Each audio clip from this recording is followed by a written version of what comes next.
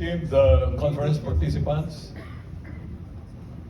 distinguished guests, ladies and gentlemen, good morning to you all.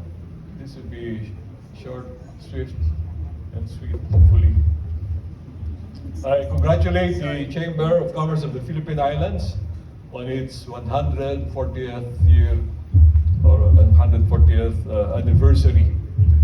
140 years is not just a measure of age. It reflects institutional memory.